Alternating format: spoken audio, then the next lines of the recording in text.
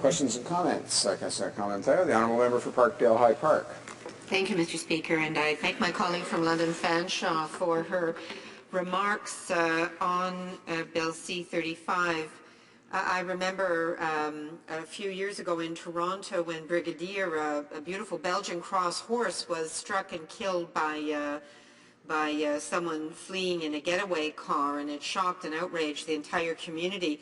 But you know, my community of Toronto was shocked and horrified just a couple of weeks ago when Animal Services announced that a black lab puppy was in their care, and it was the most severely abused animal that they had ever seen. It had acid burns, broken bones, internal injuries, and clearly all protections for animals, especially service and companion animals, need to be improved. As the member from London Fanshawe said, I've put forward Bill C-232 to improve our animal cruelty laws, and we have not found support on the other side of the House. And so my question to her is this.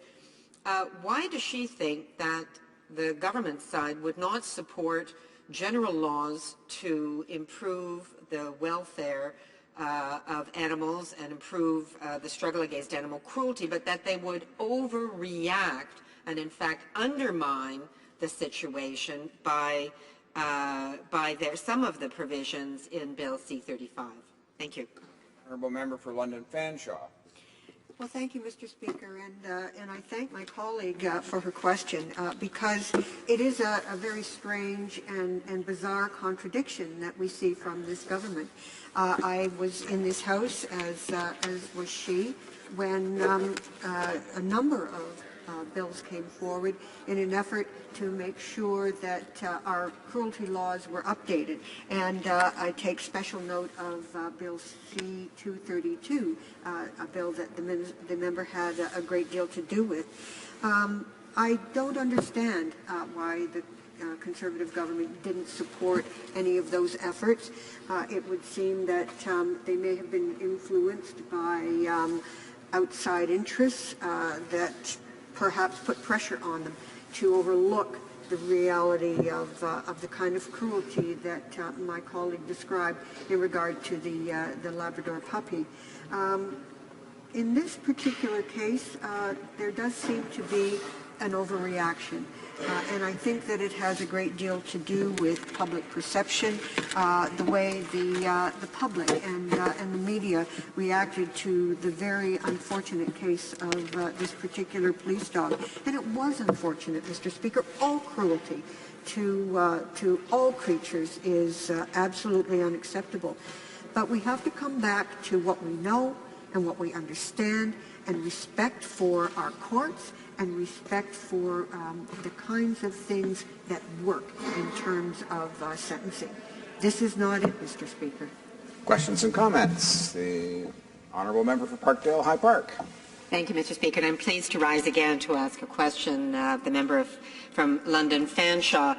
With crime in Canada at a 40-year low, why does she think the federal government would spend hundreds of millions of our tax dollars building 2,700 new prison cells, which they clearly intend to fill with their so-called tough-on-crime agenda, at a time when their counterparts, the Republicans in the southern U.S., have come to see the light of day and have recognized that, in fact, this not only makes no sense when it comes to good criminal justice, but in fact it is bad economics. It undermines the ability of a society to rehabilitate people, to get them back and effectively working in society, rather than paying for their upkeep in the criminal justice system, when probably the vast majority have no need to be there whatsoever. Can she explain why our government seems to be so wrong-headed in this regard? The Honourable Member for London Fanshawe. Well, again, thank you, Mr. Speaker, and thank you to my colleague. Quite frankly, I'm at a loss to understand what motivates some of the thinking and legislation that comes out of this government. As my colleague pointed out, crime is at a 40-year low. And we should use this opportunity to start looking specifically at prevention and rehabilitation. Rehabilitation for those who are on the wrong path, and prevention for youth and people who are vulnerable in the community. I'd like to mention, Mr. Speaker, that a significant number of the people who are incarcerated are mentally ill.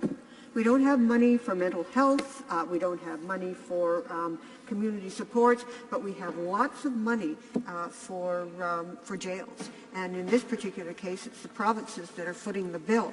In my own city of London, Ontario, the London Middlesex Detention Centre is crammed full to the point where violence and desperate behavior is rampant. We have to do better, Mr. Speaker. Surely we can.